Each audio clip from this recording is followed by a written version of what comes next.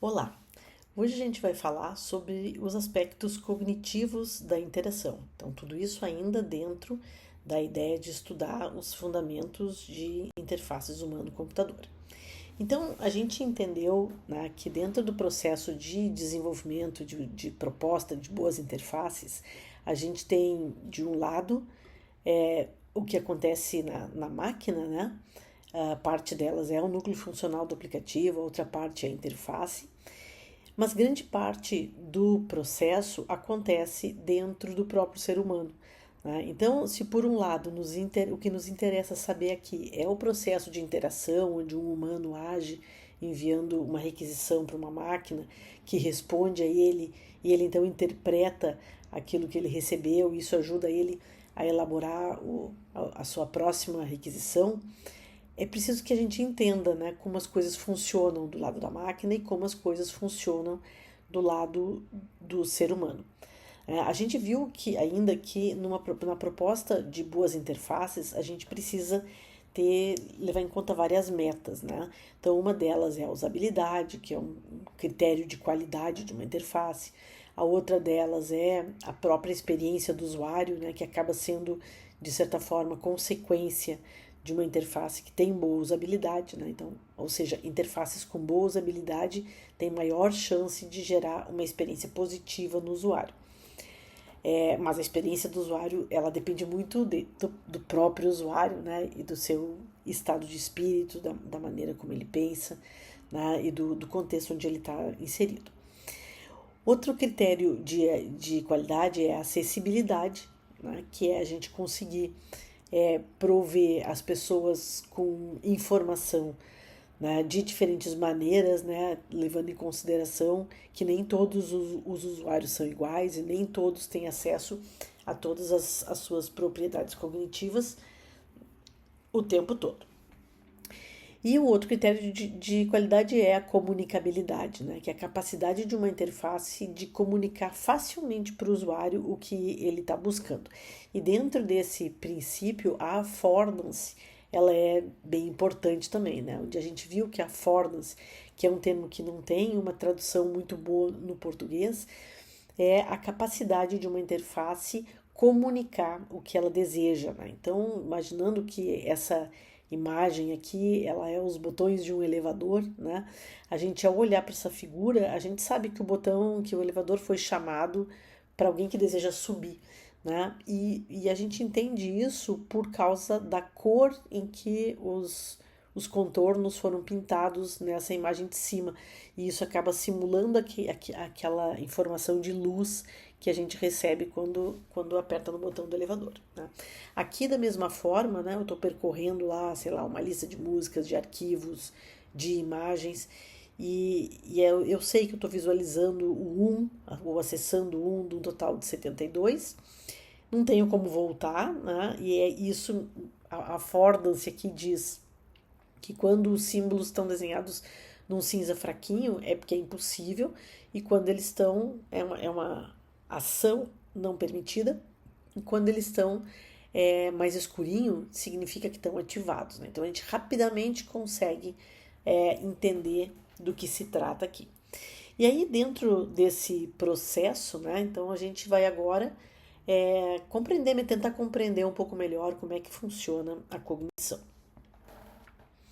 Bom, então esse é o esquemático que já vimos em outros momentos, né? Então a gente sabe que para projetar interfaces com boa usabilidade, a gente precisa conhecer que processos acontecem do lado do humano, né? Então, em computação a gente estuda muito o que acontece do lado da máquina. A gente está estudando aqui, nesse curso, o que acontece do lado do humano, porque acaba sendo fundamental para a gente desenvolver boas interfaces. A gente sabe que as metas, aquelas que a gente viu há pouco, elas estão relacionadas com o usuário, e a gente precisa então conhecer os processos que o processador humano ele executa, né? E é isso que a gente vai ver com um pouco mais de detalhe agora. Esse esquemático, então, né, ele mostra o que acontece dentro do ser humano, né? Então, vê que essa linha pontilhada aqui de baixo, ela separa o mundo externo do processador humano de informações. E aí, o que a nós interessa agora é estudar o que acontece, né, na nossa memória, né, no nosso sistema perceptivo e na nossa atuação. Então, ver que a entrada sempre é uma informação do mundo externo que chega até nós, né, e ela chega até o humano através dos seus receptores, né, que são os nossos 5 sentidos, é o olho, os ouvidos, a boca, né, onde eu sinto os gostos, os cheiros, né, que eu recebo pelo nariz, ou mesmo minha própria pele, onde eu acabo recebendo informação tátil do mundo externo. Então, esses são os nossos 5 sentidos, é como a gente recebe essa informação, que é depois processada, né, e o resultado desse processamento gera uma ação, que em geral é feita pelos nossos atuadores. E quando a gente informa para o mundo externo, é aquilo que a gente deseja, né? Então, a gente para isso usa também a pele quando eu toco em alguma coisa. Então, eu uso meu corpo todo, né? Toda a superfície do corpo para comunicar. Eu uso a voz, eu uso a escrita, eu uso uma expressão facial, né? Onde a gente consegue expressar contentamento, descontentamento, dúvida, né? As nossas emoções, a gente usa o próprio corpo em geral. Então, aí os receptores e os atuadores são fundamentais nesse processo. Mas esse nosso sistema humano, né? Então, além dos receptores e os atuadores, a gente trabalha aqui com a ideia de 3 subsistemas, onde eu tenho o sistema perceptivo, que a gente estava falando há pouco, eu tenho o subsistema cognitivo, né, que é onde a gente toma a decisão, e o subsistema motor, onde estão então os nossos atuadores. O nosso processo cognitivo, então, ele trabalha acessando a memória, que é dividida em memória de longo prazo e memória de trabalho, né? E aí é esse resultado que vai depois gerar uma ação. Então, é o processo cognitivo que decide, né, em que ações vão ser tomadas, né? Então, a gente tem basicamente um motor que vai traduzir ações para os atuadores, que então realizam as ações físicas propriamente ditas, né? Bom, esse nosso modelo de processador humano, ele é composto por memórias, né, onde a gente tem bem claramente uma memória de trabalho e uma memória de longo prazo. Então, a gente diz que a memória de trabalho, né, ela consiste de chunks, né, ou ainda pedaços de memória que têm um significado. E eles são ativados na memória de longa duração, né? Então, basicamente, a informação sensorial ela flui para a memória de trabalho. Então, a gente, através dos nossos receptores, recebe informação que é enviada por um processador perceptivo, e esse processador perceptivo vai acessar a nossa memória de trabalho para entender se tem alguma relação com alguma coisa rápida, né? Com alguns desses chunks que são os nossos pedaços de memória. Então, aí para isso eu uso sons, eu tento lembrar de sons que eu já ouvi antes. Eu tenho a minha memória visual, que ajuda aqui também. Então, tenho uma parte da memória que é visual, outra parte que é auditiva. Eu tenho uma memória só de cheiros, né? E a gente sabe porque a gente costuma usar isso no nosso dia a dia. Bom, então, basicamente, né, tem essa informação sensorial que ela flui para a memória de trabalho, né, através do nosso processador perceptivo. Os programas motores, né, eles são inicializados a partir da ativação desses chunks, desses pedaços da nossa memória de trabalho. O princípio básico da operação desse modelo de processador humano é um ciclo, né, onde a gente reconhece algumas coisas, né, atua, né, e aí eu tenho um processador cognitivo que é quem fica processando as minhas memórias, né? Então, cada ciclo isso acontece. Então, em cada ciclo, a memória de trabalho é alimentada pelos sentidos, ela provoca ações, né? Então, uma das ações pode ser o movimento do olho, né? Então, eu estou olhando para alguma coisa, tem um elemento que me chama atenção e a ação motora que o meu corpo vai fazer é virar o olho para essa posição. né? Então, lá ele processa alguma coisa, depois volta, e assim a gente segue nesse ciclo, né? E aí, com isso, a gente vai modificando a memória de trabalho, vai consultando a memória de longo prazo e vai processando. Então, eu dou um comando, né, para o mundo externo que interpreta, que me devolve, e assim sucessivamente. Então, dentro desse conjunto de processos aí, né, é o que a gente chama de. Esse conjunto de processos é o que a gente chama de cognição. E aqui é um termo que finalmente a gente acaba usando de muitas formas diferentes, mas todas elas estão sempre relacionadas com esses processos que acontecem na mente humana. Então, cognição é um processo da mente humana. Então, perceber fatos e reagir a eles é um processo cognitivo. Interpretar um fato e tomar uma decisão mais complexa, que exige um raciocínio mais elaborado, também é um processo cognitivo. A gente aprender, né, ou seja, adquirir conhecimento, também é um processo cognitivo. Então, essa é a ideia. E dentro desse processo cognitivo, a gente vai ter vários outros processos que estão relacionados e que nos ajudam a elaborar uma resposta a um conjunto de estímulos que a gente recebeu. Então, são eles, né, a atenção, a percepção e o reconhecimento, a pré-atenção, a memória, o aprendizado, a leitura, a fala, a audição, né? Como é que a gente resolve problemas, então resolução de problemas, o planejamento, raciocínio, tomada de decisão, todos esses são processos que estão relacionados com a nossa cognição. Então, a partir de agora, a gente vai olhar mais a fundo alguns deles. E alguns desses processos, o que a gente vai olhar, são aqueles que têm uma relação direta com a interface que a gente vai desenvolver, né? Então, nós vamos falar de atenção, vamos falar de percepção, vamos falar de pré-atenção e vamos falar de memória, né? Então, basicamente, esses são os processos que a gente vai analisar daqui para frente. Todos eles processos relacionados ao processo cognitivo.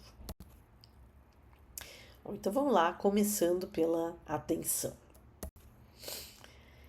Quando a gente vai selecionar alguma coisa, né, dentro de uma massa de estímulos que a gente está recebendo, a gente está sempre recebendo vários estímulos do meio ambiente, né, eu preciso sempre selecionar alguma coisa na qual eu vou me concentrar. Então, é a atenção que permite com que a gente foque em uma informação que é relevante para alguma coisa que a gente está fazendo, né? Então, isso vai envolver os nossos sentidos, né? Visuais, auditivos, táteis. Então, basicamente é isso. Mas a nossa atenção ela é dividida todo o tempo, né? E essa atenção dividida, ela permite com que a gente seja seletivo em relação aos estímulos, a estímulos que competem, né? E frequentemente os estímulos competem. De toda forma, ela limita a nossa habilidade de acompanhar tudo que está acontecendo, tá? Então esse é um fato. Se eu quero ter um raciocínio em cima de um monte de estímulos que eu estou recebendo, eu preciso colocar a minha atenção em algumas coisas. E aí, quando aqui a gente está falando sobre isso do ponto de vista de alguém que pretende projetar interfaces, então o meu problema passa a ser como é que eu chamo a atenção de um usuário para alguma coisa que seja de meu interesse em uma interface.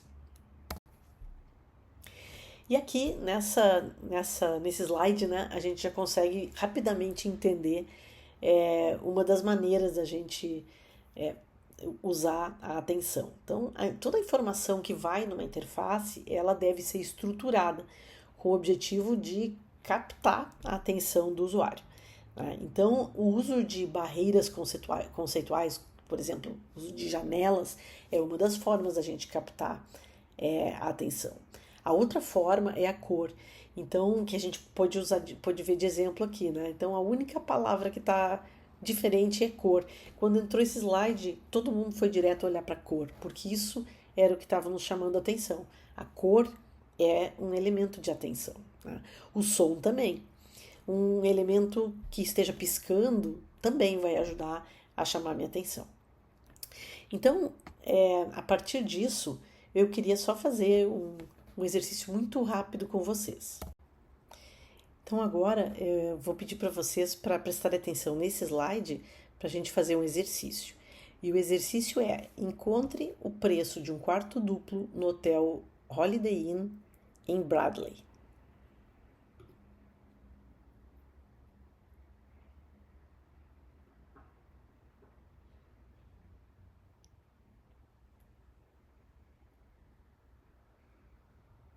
Eu dei para vocês 10 segundos, mas provavelmente vocês nem precisaram de tanto, né? Basicamente aqui a gente consegue observar que tem Bradley começa aqui, né? São as últimas linhas, nem isso, né? São 3 linhas que tem Bradley. Então o primeiro hotel não é, o segundo não é, o terceiro é o Holiday Inn e o quarto duplo custa $40. Agora o exercício é encontrar o preço de um quarto duplo no hotel Quality Inn em Columbia. Então vamos lá cronometrar.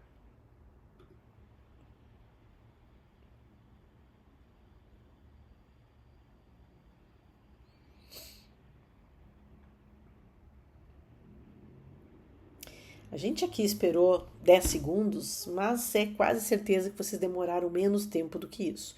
Então eu escolho aqui Columbia, está bem separado, tenho 2 cidades.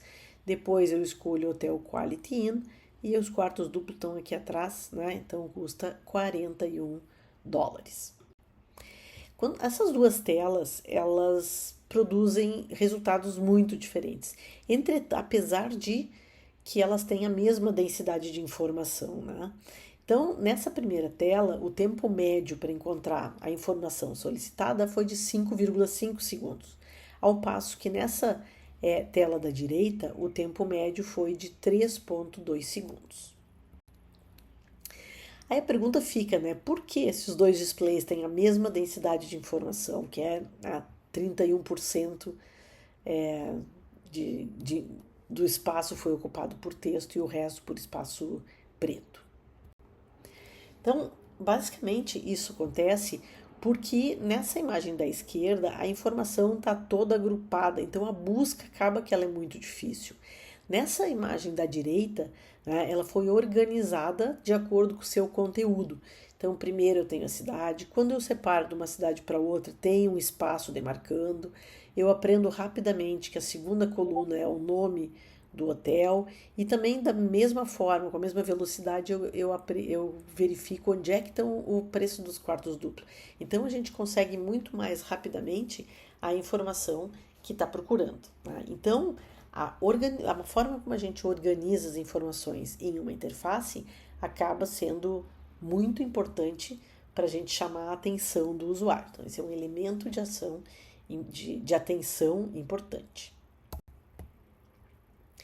A atenção, ela também tem uma relação grande com a multitarefa, né? Então a gente tem falado bastante de multitarefa nos últimos tempos, porque a gente chegou num momento onde eu tenho múltiplas tarefas sempre competindo pela nossa atenção, né? Então a gente aprendeu analisando, né, a maneira como o humano se comporta, que tem formas de eu chamar atenção.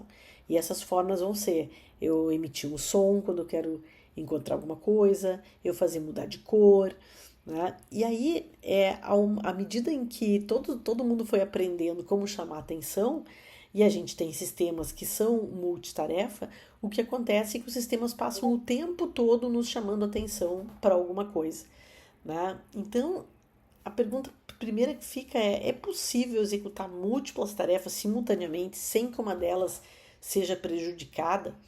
Essa é uma coisa que a gente tem visto muita conversa, né, muita discussão a esse respeito. A gente tem muitos hábitos multitarefa, né? Um estudo, então, desenvolvido por Ophir e seus colegas lá em 2009, comparou usuários que trabalham com multitarefa com outros usuários que são menos multitarefa, né? Pessoas mais focadas em uma única aplicação. E o que a gente percebe é que as pessoas mais multitarefa, elas estavam mais sujeitas a se distraírem, porque elas estão sempre prestando atenção em alguma coisa que vai chamar a atenção delas, né? E com isso elas têm mais dificuldade de se concentrar. né? Então, o pessoal multitarefa acha mais difícil filtrar uma informação que é irrelevante daqueles que são mais monotarefa, né? Então, acho que essa é uma reflexão interessante para a gente, né?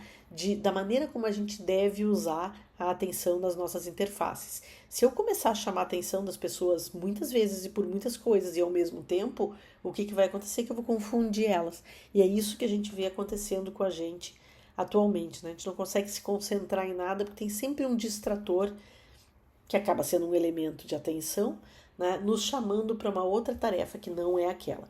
Então, assim, a gente vê muitos sistemas operacionais, né, com aquela tecla foco, né, para maneiras que deixam o usuário, né, evitar notificações e coisas do gênero para poder focar naquilo que deseja. Bom, então a gente precisa entender como é que funciona essas propriedades do usuário, né? Então, basicamente, se a gente for olhar em termos de visão, né, a atenção ela é um filtro que é regulável, né? A gente tem alguns operadores de atenção e a gente vai tentar entender que operadores são esses daqui para frente, né? Então, esses operadores eles atuam dentro do campo de visão, dependendo da tarefa. Então, aqui a gente vê um olho humano e vê o campo de visão de um humano, né? E aí, basicamente, esse campo de visão que nos ajuda a gente ter informação detalhada de um ponto. Então, a gente passa o tempo todo chaveando entre essas duas coisas. Ora, eu quero focar em alguma coisa, ora, eu quero olhar em volta para ter uma noção de contexto, né? Então, basicamente, a gente sempre busca o foco, né? Mas o nosso olho também olha em volta para tentar entender se está acontecendo alguma outra coisa, né? Então, esse é o nosso processo de busca, focando e contextualizando. Então, ora eu olho para tudo, ora eu presto atenção em alguma coisa bem específica. E aí, quais são as implicações da gente trabalhar, né, projetar uma interface focando na atenção? A gente vai precisar se preocupar com algumas coisas. Por exemplo, sempre tornar a informação saliente quando ela requer atenção. Aquilo que eu quero que a pessoa preste atenção tem que ter um destaque grande, né, com uma palavra saliente nessa primeira frase. A gente também pode usar técnicas que façam as coisas se sobressaírem. Então, a cor é uma, né, a ordem, o ordenamento, o espaçamento, sublinhar alguma coisa, usar sequenciamento, usar animação. Então, esses são elementos de atenção. É preciso que a gente sempre evite sobrecarregar a interface com muita informação, né? Evitar também exagerar só porque o software permite. Então, frequentemente a gente acaba enfeitando as coisas, né? Quando na verdade a simplicidade é que é a chave aqui. Então, só para ilustrar ao contrário, né, que a gente tem um exemplo de exagero gráfico, né? Esse é um template do PowerPoint, né, do PowerPoint antigo aí, década de 90, onde a gente tem um monte de coisa misturada, né? Então a gente tem textura misturada com diferentes cores, é tudo competindo pela atenção do usuário, né? O que me interessa? Interessa o que está escrito, então vamos focar no que está escrito, vamos parar de usar um monte de textura, parar de usar um monte de cor e focar naquilo que é importante, tá? Então, a mensagem aqui era essa, né? Chamar atenção para essa nossa característica, para o processo cognitivo e para essa nossa característica que é prestar atenção. Então, o que chama a atenção do usuário? E vamos usar essas informações corretamente.